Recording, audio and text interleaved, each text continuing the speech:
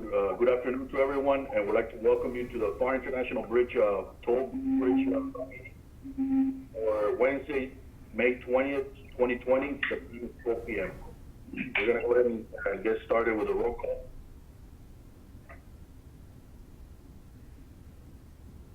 Vanessa on. Okay. You're muted, Vanessa.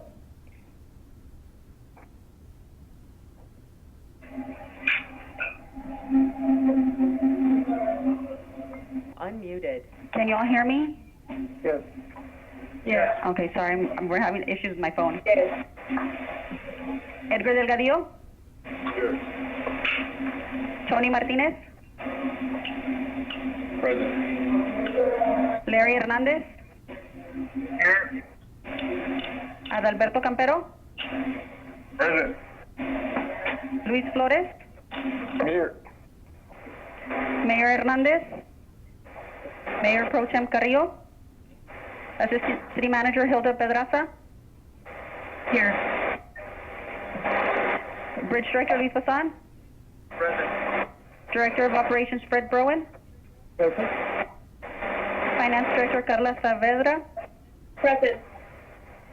City Engineer Omar Antandua? Here.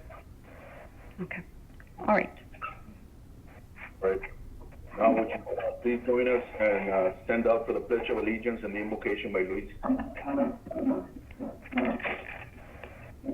Join me in the pledge. I pledge allegiance to the flag of the States of America, to the republic for which it stands, one nation, under God, indivisible, with liberty and justice for all. Okay, let us pray. Lord, you know that my business is my passion. Please help me to run it in an efficient and godly manner. I ask that you give me wisdom where I need it and to lead me in the changes on the road ahead. I invite you to speak to me when I'm not sure what to do next and to give me comfort when there are trials. Give me the discernment to hear your voice clearly. Please help me to serve my customers and clients with a heart like yours. I want them to see your light in me every time they interact with me or step foot into my business. Help me to stand by my faith and values in my business. If I come across controversy, and stay steadfast in you. Amen. All right.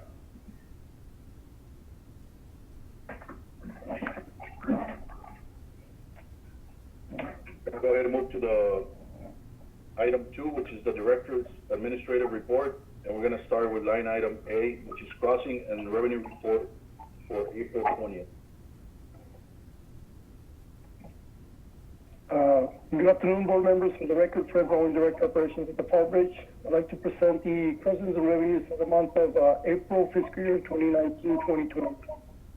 On page number 3, you have on your report the crossings and revenues for southbound crossings. These are cars that are traveling from U.S. to Mexico. For the month of April, we passed a total of 19,791 cars, which represents a loss of 27,703 cars. We show a loss of 58.33% loss on cars. Also, I'd like to present the other crossings from other ports of entry. For cars, we have Gateway, a loss of 40,133 cars, 51%. Veteran of Tomates, a loss of 56,825 cars. Free Trade Los Indios, a loss of 17,923. The combination of all three bridges, a loss of 114,881 cars, which presents a loss of 56%. Eagle Pass, they had a loss of 120,857 cars, which represents a loss of 53%. The Little Bridge, they had a loss of 247,645 cars, which represents a loss of 63%. Academy Hidalgo, they had a loss of 110,553 cars, which represents a loss of 58%. Honduras Bridge, they had a loss of 52,779 cars, which represents a loss of 70%. Combination of both bridges, Hidalgo and Honduras, they had a loss of 163,332 cars, which represents a loss of 61%. Progressive Bridge, they had a loss of 3,706 cars, which represents a loss of 39,000.27%. Dollar Bridge, they had a loss of 28,829 cars, which represents a loss of 70.27%. On the Pharr Bridge, we had a loss of 27,703 cars, which represents a loss of 58.33%. Also, on page number 4, we have the outbound car crossings. For the month of April, we crossed a total of 44,156 trucks, which represents a loss of 6,727 trucks, which show a decrease of 13.22%. Also, I'd like to present the other crossings from other ports of entry. We have Veterans Bridge was domestic. They had a loss of 8,302 trucks. Free Los Indios, a loss of 555 trucks. A combination of both bridges, a loss of 8,857 trucks, which represents a loss of 40%. Eagle Pass, they had a loss of 3,043 trucks, which represents a loss of 21%. The Laredo International Bridge, they had a loss of 41,151 trucks, which represents a loss of 22%. Pharr Bridge, again, we have a loss of 6,727 trucks, which represents a loss of 13%. Progreso Bridge had an increase of 459 trucks, which represent an increase of 12%. And in San Luis Bridge, they also had a loss of 623 trucks, which represent a loss of 39% for the month of April. Also, I'd like to share with you all a slide that we added for this month. On this slide, we added 4 new international bridges. We have the Rio Acuña, we have Star Rio Grande Camargo, we have Zaragoza Bridge in Paso, and we have Fenton Bridge in Paso as well. Just to show you that all, in this case, we have non-commercial vehicles, commercial vehicles, and pedestrians as well. Every single bridge lost non-commercial, commercial vehicles with the exception of Progreso, and every single bridge lost pedestrians. If you're going to choose one of them, I'm going to go with Laredo Bridge. On the equal, they lost 247,645 cars, and trucks, commercial vehicles, they lost 41,151 trucks, and pedestrians, they lost a total of 230,038 pedestrians. Just to give you a loss in revenue, they lost a total revenues of $2,300,000 for the month of April. So they had a very, very huge loss for the month of April.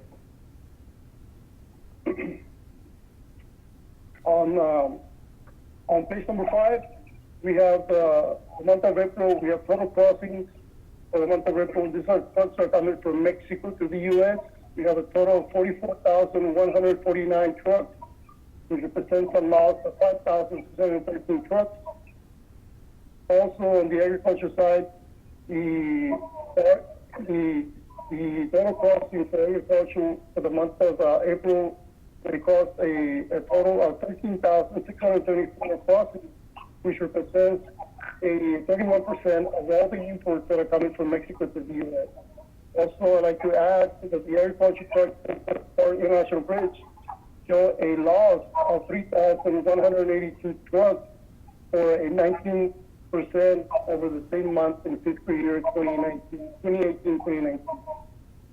On page number 6, we have the revenue. Total revenue collected for the month of April, we collected a total of $1,008,023, which represents a loss of $182,405, or a decrease of 50.32% for the month of April. Board members, this concludes my report. If you have any questions on the reports, I'll be happy to attend to answer any questions. Fred, Go ahead. I knew we kind of knew April was going to be not a great month. How does it look for the month of May? Do you have any interim? Yes, Chairman. I have the numbers with me right now. Up to from May the 1st to May the 19th, so far we show an increase of 274 truck increase and a loss of 14,414 cars. Definitely, if we continue this trend, we'll see an increase of more or less about 500 to 1,000 trucks. If this trend continues, so that will be the increase. If not, definitely we'll have a loss of probably 1,000 to 1,500 trucks, 2,000 trucks for the month of May. So far it looks good on the trucks.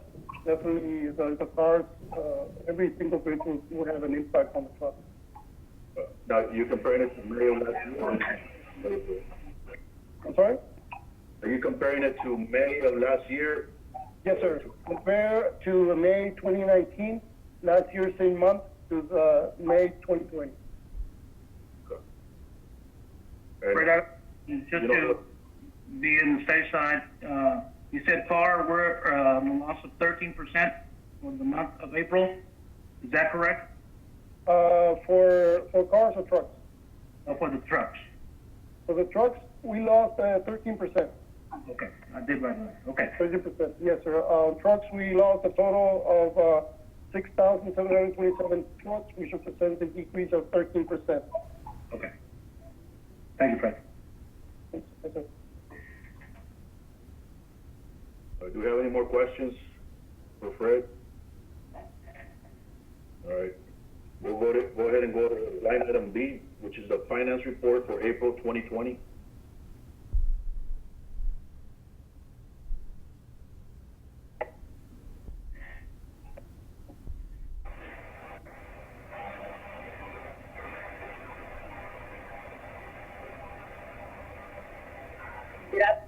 Good afternoon. I don't know. I thought we were going to take over this one.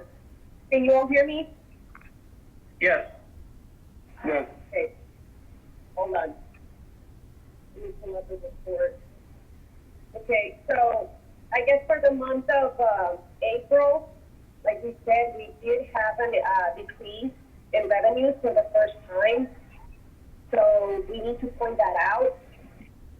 We're still not as bad as we thought we were going to be, but we're still lower 3% compared to last year. As far as expenses go, we're still within budget, which is good, and we're saving in some of the accounts. But we are anticipating, if collections continue the month of April, we're projecting that we're going to be losing about $1.5 million in total collection revenue by the end of the fiscal year. So that's pretty much the main highlight. But cash flow wise, we will still be okay because of the rich reserves. Do you have it itemized to where you know most of the loss is coming from the cars or from the commercial side? Yes, it's pretty much, a lot of it is from the cars. I do, and I can share a report with you later, and I know that Fred and we have those reports too. But yeah, mainly it's parts, and it's a combination of parts and southbound trucks. Okay. But the main decrease is in the cars. All right. Do we have any questions for Pablo? Yes, I don't know if you have any information on the when they're going to let the Paisanos or the Mexican nationals stop again? I don't know about that. I don't know if, I think that's a question more for Luis. Can you hear? Okay, I'm sorry.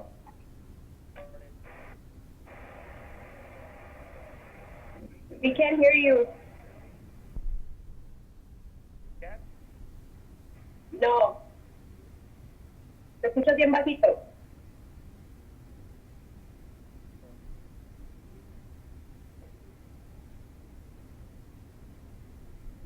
Carla, I got a question for you. Yes. It's going back onto that 1.5 million that you mentioned the loss is to the fiscal year from now to September. Is that correct? Correct. Yes. And it's mainly because of the cars revenues that we're missing? Yes, but let me pull the report here right now so that I can give you accurate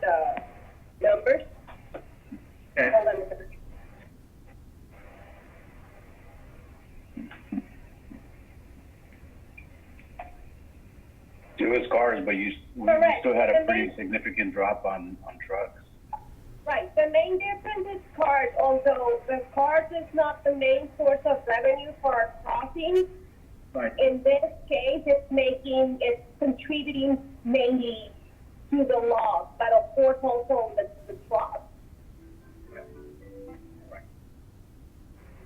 Right, because if you compare the numbers, you're to the budget, you're off on the budget, because we had already forecasted a pretty significant drop on cars, but we weren't anticipating this drop on the trucks to be this drastic. Correct. Like cars So, Carlos, alone. since we have the reserves, what's the contingency plan or the follow-up plan for the rest of the fiscal year?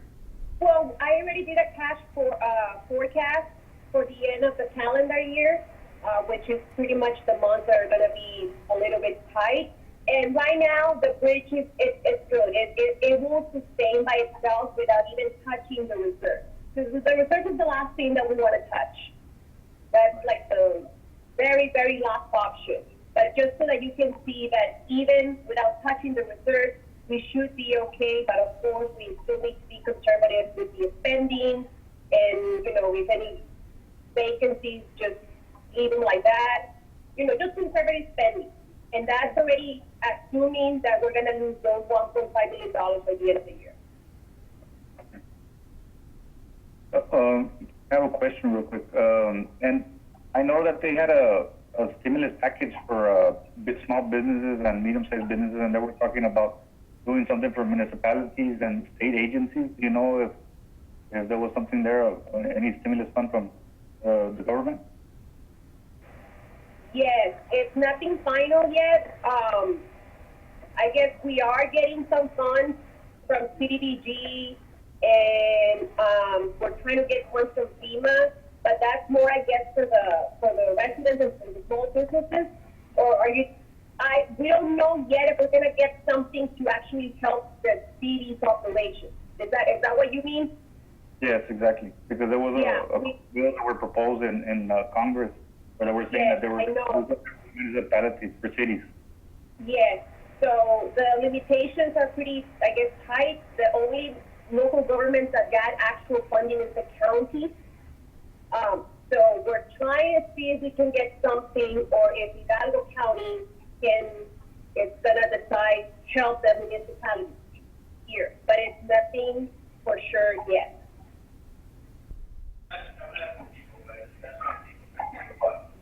From what I understand, it's through the CARES Act, and the Correct. CARES, according to follow up on Board Member Campero's question, is through the CARES Act, but the CARES Act in Hidalgo County will be dispersed to the county first, and then the county will decide where the money goes. Cameron County got directly to the cities, but that's going to be, I think, a city hall question as far as further details, I think. Correct. Chime in, this is Thomas Rutledge.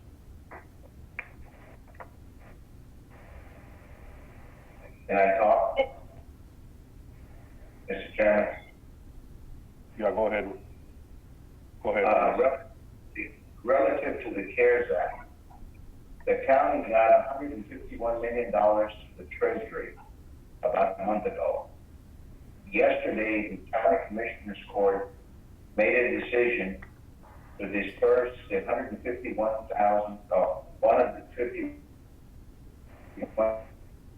million that they got to the various cities. The larger cities got about $110 per person. The smaller cities got $80 per person. It was a per capita formula.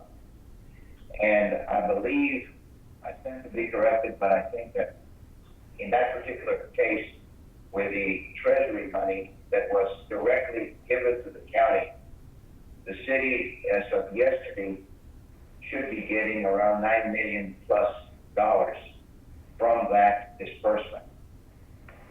We are still pending and working with FEMA relative to cost reimbursements, and we are anticipating that Congress, as we speak, is looking at a rollout of a fourth package that would include state and municipal governments.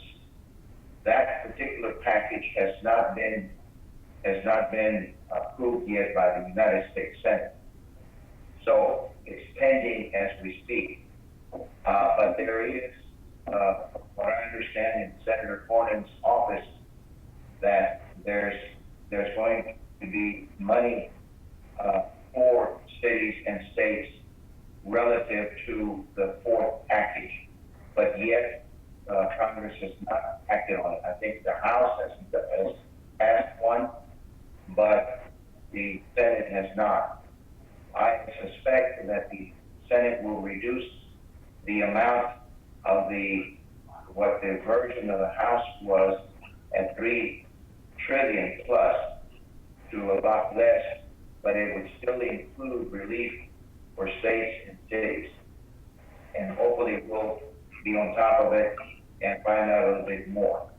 We are also working with EDA with the U.S. Department of Commerce, and some monies that the city is looking at contemplating and planning for. But as of today, as of yesterday, the $151 million that the Treasury dispersed directly to metro areas of 500,000 population or more, such as Hidalgo, were finally dispersed by a decision of the Commissioner's Court yesterday. And we anticipate that the city will get slightly a little over $9 million from that. Now, having said that, there's a caveat to that in that there's going to be some rules we would have to adhere to relative as to how we would spend that. I have those in front of me, my associate does, and I'm sure we'll disperse that information as soon as we have those rules already in place. So the money, even though it's been dispersed to the cities as of yesterday, all strictly under Treasury allocation, to the tune of a little over $9 million for Pharr based on population, should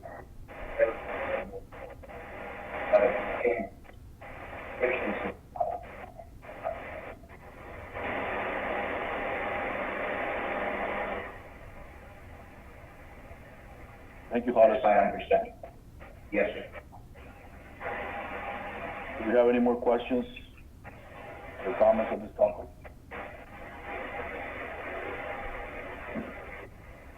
All right, if we don't, we're gonna go ahead and move to line item C, which is the engineer's report, and I'm assuming Luis, would you be taking care of that, Luis? Yes, Mr. Chairman, members of the board, can you guys hear me first and foremost?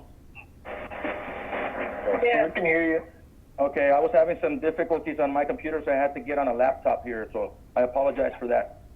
So yes, on the engineer's report, I'll let Omar take care of the specific technical details, but what I can tell you right now is that we're working on a pre-construction meeting for DAP 15 projects.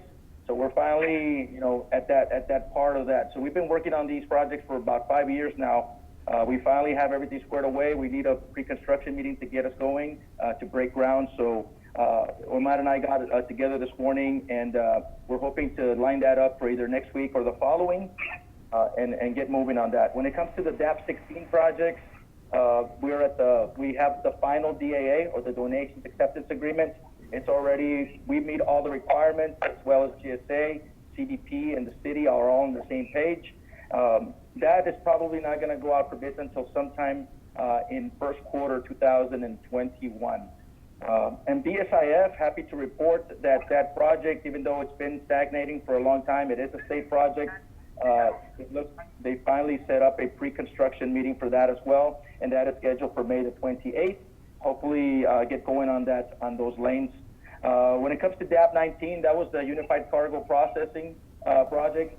Finally got everything settled, got the license agreement, signed everything away, squared everything away.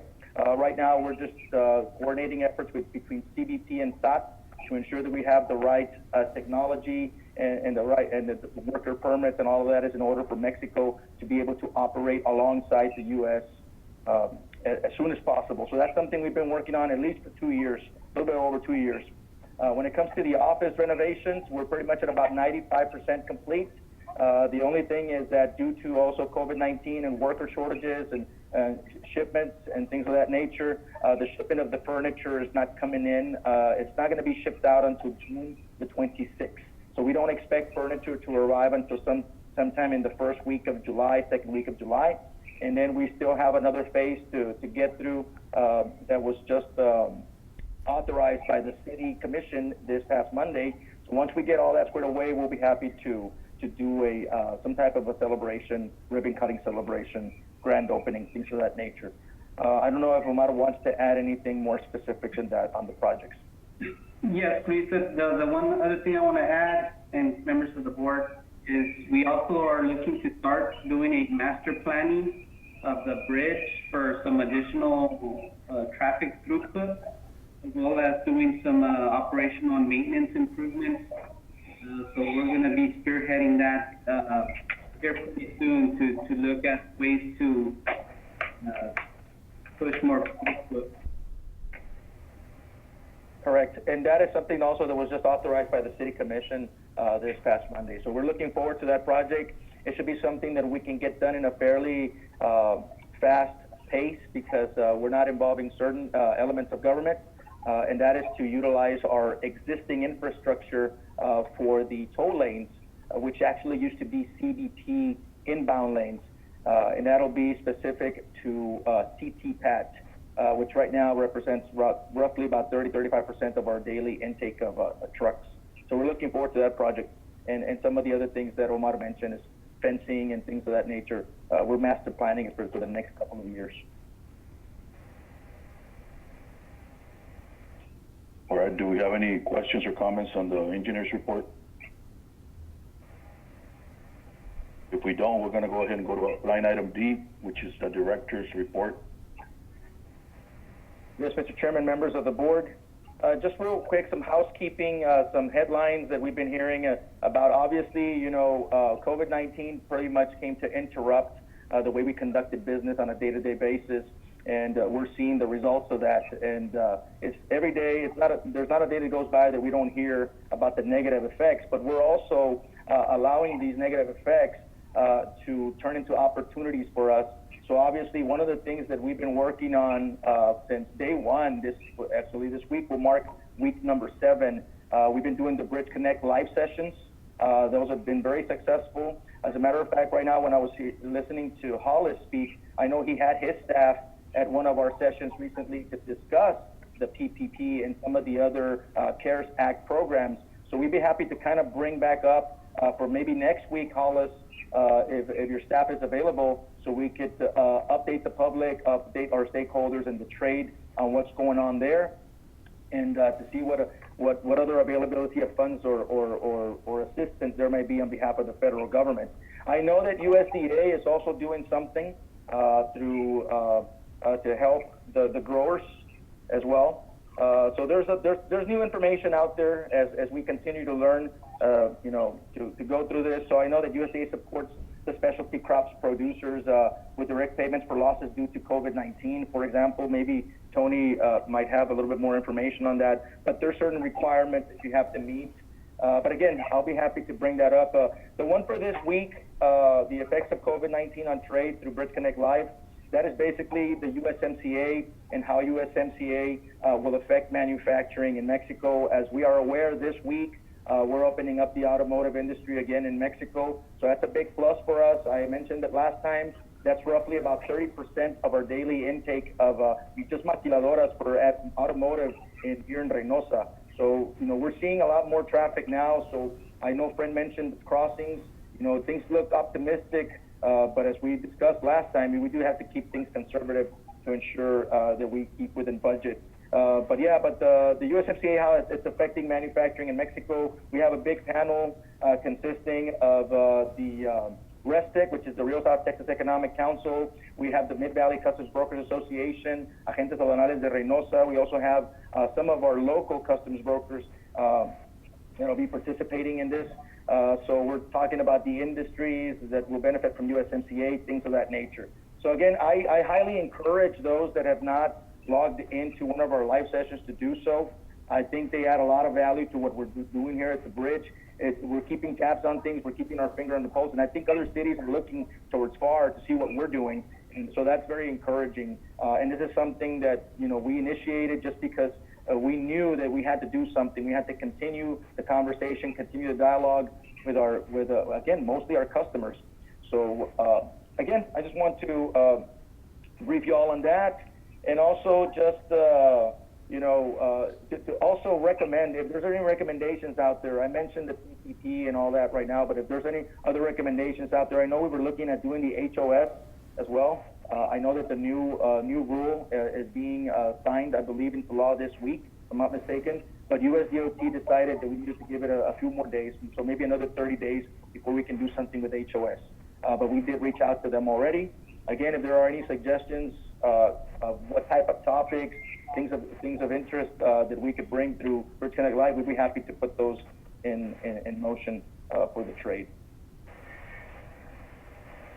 Please, just a comment and maybe a suggestion on as for the Bridge Connects have been great. There've been a lot of people logging on and looking for information as it's coming. But are we getting the actual users, not like just custom brokers, to be panelists? Because that's what it sounded like. No, we're getting the majority of these folks that are on these major committees or associations, they are users themselves. As a matter of fact, when we first started getting the hit back in, started feeling the hit, we were getting into what do you call it, calls from the end users, which again, some of these folks represent some of these associations. They were losing customers. So obviously that meant that we were losing customers as well, because they were losing some of their crossings. So it meant that we were going to lose crossings. So yes, these are all users at the end of the day, end users for the bridge. Right, but we're talking about users in and in customs. But I'm talking about from maquiladoras, some that are there. They're actually from the maquiladoras actually attending these as panelists. Yes, sir. As a matter of fact, at the last one, we had Eaton Corporation. So we tried to basically even it out. We tried to make sure that we have a little bit of everyone. So not just the transportation, not just the customs broker, but also the actual producer, the maquila, the oil and gas company, anybody that is actually using the bridge to cross their product. Those are the ones we're reaching out to as well to be put on panels.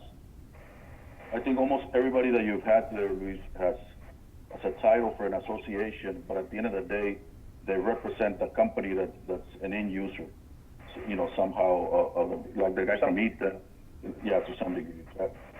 A guy that represents Canacar, but he's at the end he's a transportation company owner or manager. So, but it's held because it just doesn't come from the association. It actually comes. Correct, which is what Tony was probably trying to get at. Looks like exactly, and that's why we go back to, for example, when we started negotiating the new USMCA, one of the things we've been highlighting since day one was the fact that this time around, as opposed to what happened with NAFTA, you had the private industry involved, and that to us, that's what makes more sense, because at the end of the day, they're the ones that are using the bridge. They're the ones that know the needs. That will have the benefits, but at the same time, that will offer suggestions and recommendations of how we can improve this crossing. So definitely, and going forward, again, that's what this is for. It's a platform where we want to hear from everyone. We want to make sure that everybody has a place there, but more importantly, obviously, that private industry is represented. Do you have any more questions? If we don't, we're going to go ahead to the next item, which is 3, administrative. Are we going to executive for item A and B, or just for B? For both. For both. Okay. So at this moment, in accordance with Chapter 551 of the Texas Government Code, the International Toll Bridge Board hereby gives notice that he may meet in executive session to discuss and deliberate any item listed in the public portion of the meeting agenda. So real The quick, time- again, just make sure you log out of this one and get into the other link. The time is 12:36. Thank you, everyone.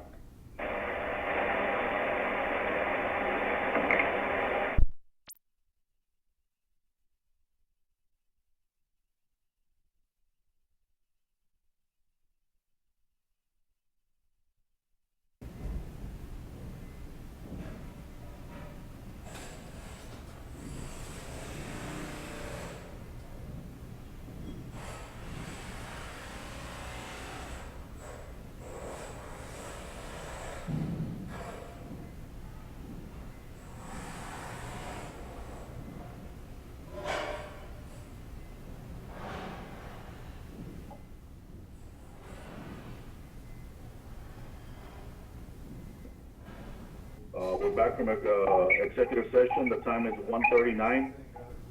And we're gonna go ahead and resume with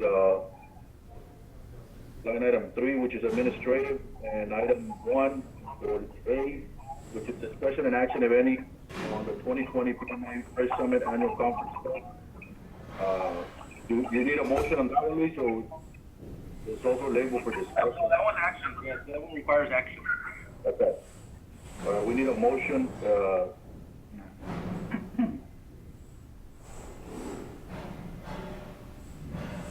to participate in the PMA for October of this year. As discussed in executive session. Do we have a motion? Motion? Who's that? Luis? Yes. We have a motion by Luis. I second. All in favor, say aye.